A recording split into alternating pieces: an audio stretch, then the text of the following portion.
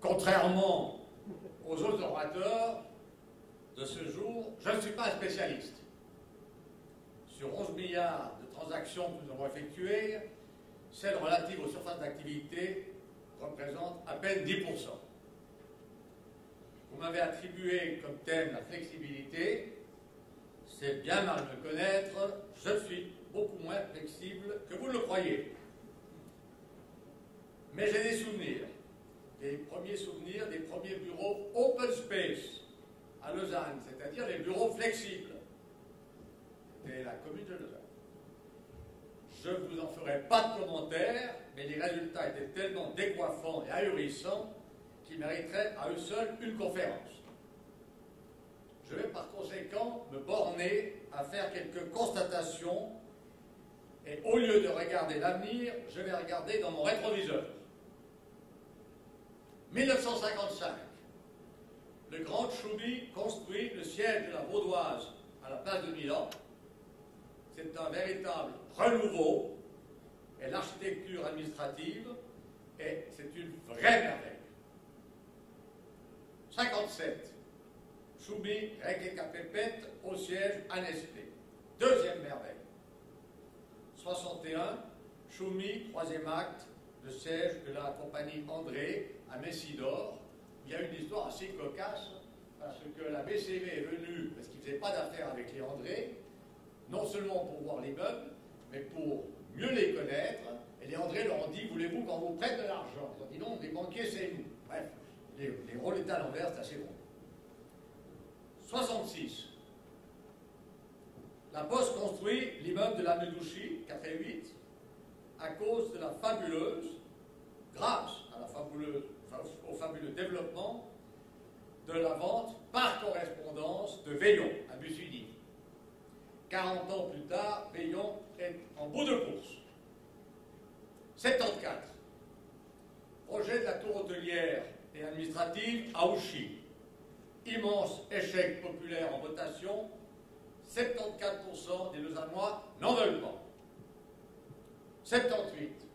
Paul Stoudman, le chéri de la BCV et grand constructeur, déclare: il y a 16 000 mètres carrés de vide de surface d'activité alloués dans le district. On ne s'en remettra jamais. En tout cas, il faudra 20 ans pour les louer. Non acte. C'est tout faux. À propos de Stoudman, c'est quand même le seul constructeur qui construisait en CFC2 à l'époque à 290 francs le mètre cube, en 78, alors que tout le monde construisait à 320. Donc 10% moins cher, mais l'entretien de ces immeubles est 40% supérieur aux autres. 1979, à la rue de Bourg, à Lausanne, le président de la SVR, Société Vaudoise des Réducteurs, estime les loyers au ré à 250 francs et ceux du premier étage à 125 francs. Mais il a perdu la gestion de cet immeuble 3 jours plus tard. C'est ce qu'il avait loué, c'est bon qui a signé. 1980. Le même président de la SVR, PHC Centre, déclare: un immeuble de bureau doit se vendre avec un taux de 4% supérieur au taux moyen du crédit français vaudois. C'est-à-dire 4,50 plus 4, 8,50. Un immeuble industriel, 5,50, c'est-à-dire 10%. 1981, Puy, Anus et Eframu, crée de 4000 m² de bureaux vides à 200 francs le mètre carré, de 190 à 210. Il faudra plus de 3 ans pour les louer. 1984, Madame Yagui, syndic de Lausanne, forme un groupe de réflexion pour développer et amener des idées porteuses pour le développement du palais de Beaulieu. On nous appelait les 6 fous.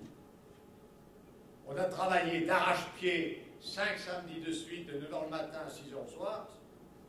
Et en 2010, la première halle a vu le jour jours, soit 26 ans plus tard. Quant à la tour Tahoua, je n'ai pas passé sur place ce matin, mais sauf erreur, en construction. 1988, 1989.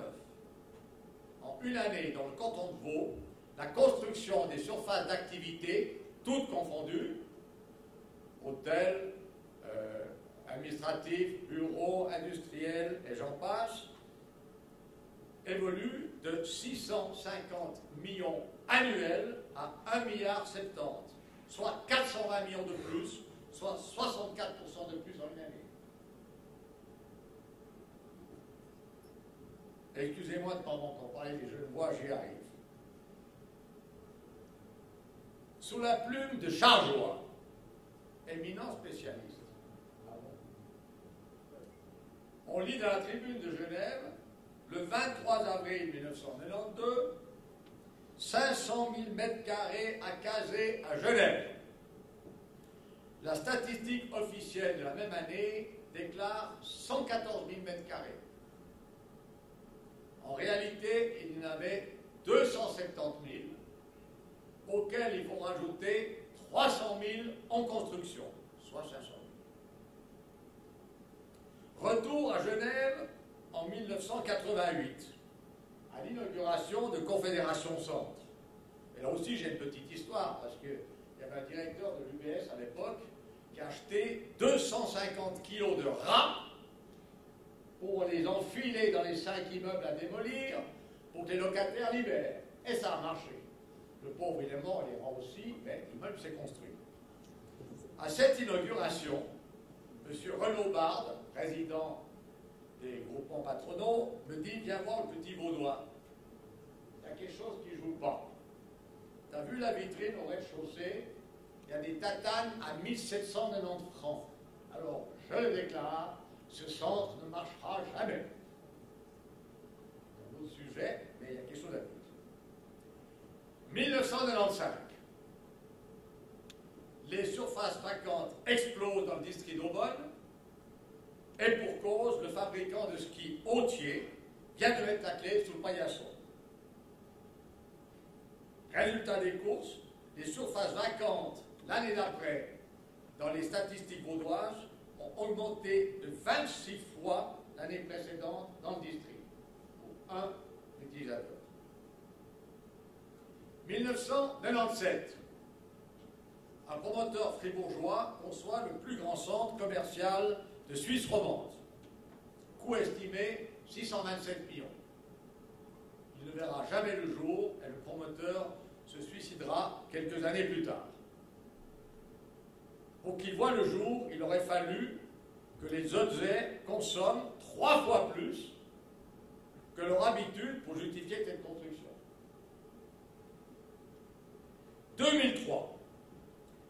Nous recevons l'ordre d'effectuer en 24 heures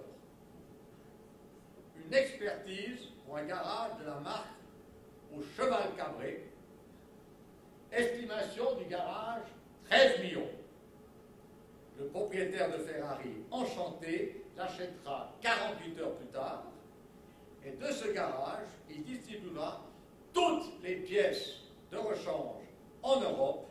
Le garage a été amorti en une année, car les pièces de rechange se vendent 7 fois le prix de relief.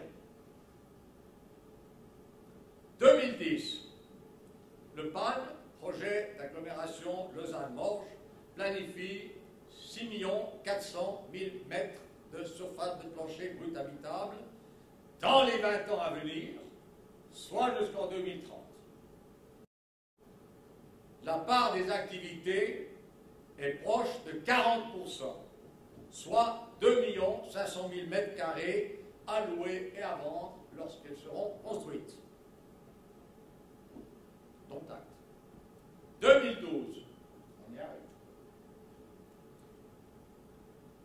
On est à Paris. À ce propos, je veux quand même dire qu'aux Champs-Élysées, il y a 5 marchés différents, de 5 prix différents, c'est-à-dire de rien du tout à génial. Et de 1 à 4 fois le prix. Le coût de désamiantage de la tour Montparnasse est estimé à 289 millions d'euros. Tout va très bien, Madame la Marquise. Merci.